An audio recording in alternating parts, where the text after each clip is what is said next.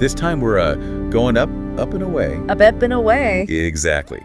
We are into the Sikorsky BLACKHAWK helicopter. Nice. It's pretty iconic. I mean, if you think military helicopter, you probably think BLACKHAWK. Right? Oh, for sure.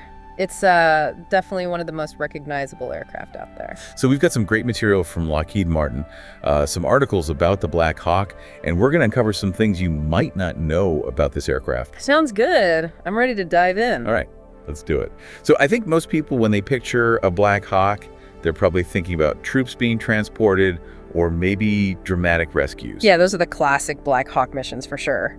But these articles mention a whole family of Hawk Tigerians doing all sorts of things. Right. The core design is so adaptable. You can modify it for all sorts of missions.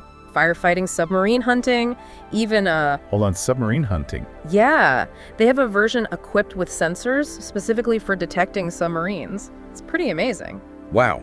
So instead of having a different helicopter for every job, they can just modify the BLACKHAWK. Exactly. It's all about multi-role platforms these days. More efficient and cost-effective. Makes sense. But to handle all those different jobs, this thing must be built like a tank. It is incredibly tough. There's actually a story from Operation Urgent Fury back in '83. A Black Hawk took 29 direct hits from enemy fire. 29? 29 hits, and it still managed to bring its crew back safely. That's insane. Right, it just goes to show how well engineered these helicopters are. No, it can take a beating. But why is that level of resilience so important? It's not like every mission involves flying through a war zone, right? Well, you have to think about operating in all sorts of harsh environments. Mountainous terrain, disaster zones. You need a platform that can handle the unexpected. And keep going no matter what. Exactly. Reliability is key, both for mission success and for the safety of the crew. I can definitely see why they're so popular. The articles mention different models for the US and for international sales. Yep. You've got the UH-60M, which is primarily for the US Army and countries buying through foreign military sales. And then there's the S-70 family, which is designed for international sales with US approval. So the BLACKHAWK is kind of a global ambassador? You could say that. It's flown by dozens of countries around the world. And there's even an S-70I model that's built in Poland. Wow. Okay, so we've talked about its history, its versatility.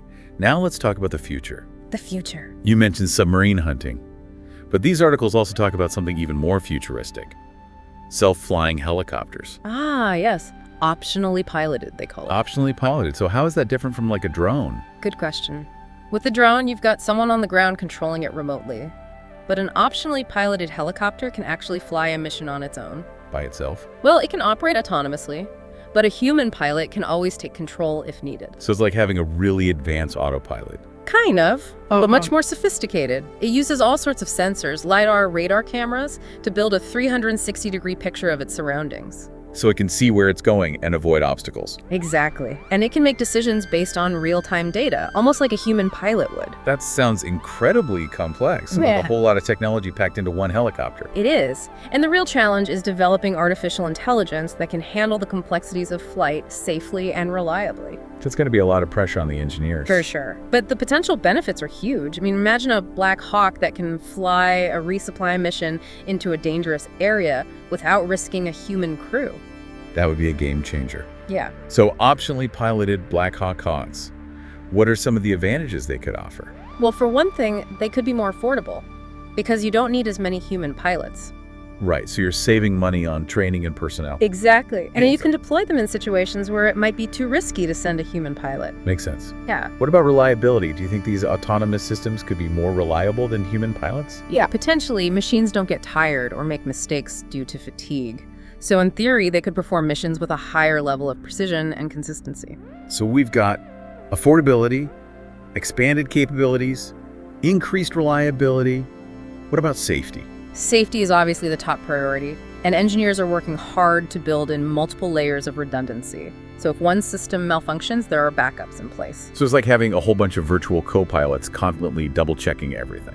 You could think of it that way. Yeah. But even with all those safeguards, there's still a level of risk involved, right? I mean, we're talking about machines making life or death decisions. That's where the optionally piloted part comes in.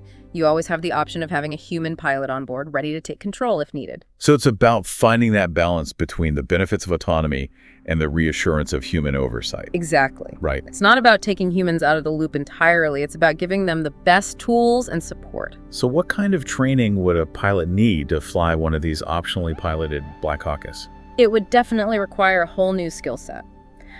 Pilots would need to understand the autonomous systems inside and out. So they can trust the technology. Exactly. And they'd need to know how to transition smoothly between autonomous and manual control if the situation called for it. So it's not just about flying the helicopter anymore, it's about managing a complex system. Right. It's a shift towards a more supervisory role for the pilot.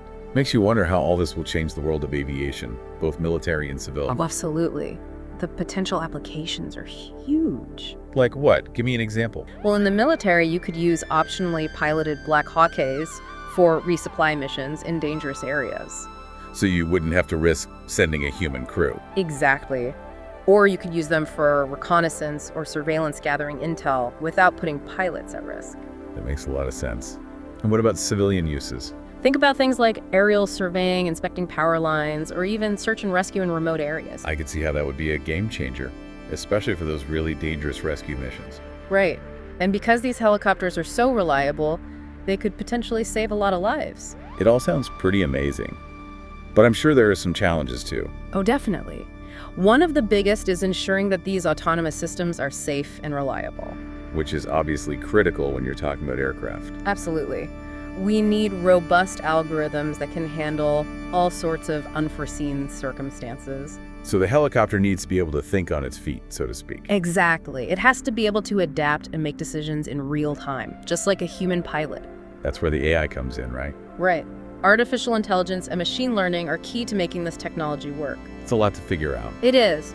But researchers are making incredible progress every day. We're getting closer and closer to the reality of safe and reliable autonomous flight. That's pretty exciting. Yeah.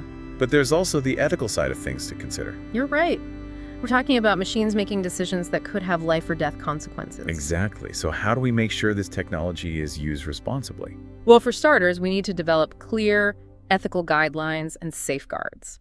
So there are rules in place to govern how these autonomous systems are used. Exactly. And we need to make sure that human oversight remains a core principle. So it's not just about letting the machines do whatever they want? Definitely not. It's about striking that balance between the benefits of autonomy and the importance of human judgment. This is a really important point, I think, because technology is a tool. And like any tool, it can be used for good or for bad. I agree. It's up to us to decide how this technology is developed and implemented. And that's a conversation we need to have as a society. Absolutely. We need to be open and honest about the potential benefits and risks of autonomous technology and work together to make sure it's used ethically. You know, we've covered a lot of ground in this deep dive. We have, from the BLACKHAWK's origins as a military workhorse to its potential future as a self-flying machine. It's amazing to see how this helicopter keeps pushing the boundaries of what's possible. It really is a testament to human ingenuity. Yeah. And it makes you wonder what other surprises might be in store for the BLACKHAWK. Right. What other incredible capabilities might it acquire in the future? The possibilities are truly limitless. It really is amazing when you think about it. This helicopter has been around for decades and is still at the forefront of aviation technology. It's a classic design, but it's constantly evolving. Exactly. And that's what I find so fascinating. We often think of innovation as these big, flashy new inventions. Right. But the BLACKHAWK shows us that you can innovate within existing frameworks. Yeah. You don't always have to reinvent the wheel. Sometimes it's about taking something that works and making it even better. So they built a solid foundation, and then they keep adding new layers on top of it. Precisely. And that brings us back to those optionally piloted helicopters. Right. Self-flying BLACKHAWKs. It's Yeah. mind-blowing stuff.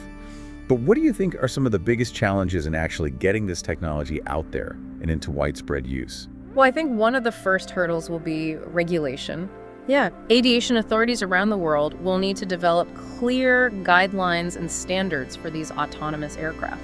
Makes sense. We can't just have them flying around without any rules. Exactly. There needs to be a framework in place to ensure safety and accountability. So it's not just about the technology itself. It's about the whole ecosystem around it. Right.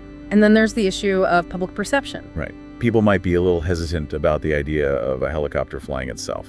Understandably so. I mean, it's a big change. So building trust and demonstrating the safety and reliability of these systems will be crucial. So it's a multi-pronged approach. You've got the technology, the regulations, the public perception. It's a lot to juggle. It is. But I think it's all manageable with the right collaboration and communication. This has been an incredible deep dive. I feel like I've learned so much about the Black Hawk and about the future of aviation. It's been a pleasure sharing my insights with you. It's always exciting to talk about a technology that has so much potential. Well, thank you for joining us today. And for our listeners who are eager to learn more, I encourage you to keep exploring the world of autonomous aircraft. It's a rapidly evolving field that's sure to bring about some amazing innovations in the years to come. Absolutely. The future of aviation is looking very interesting. So until next time,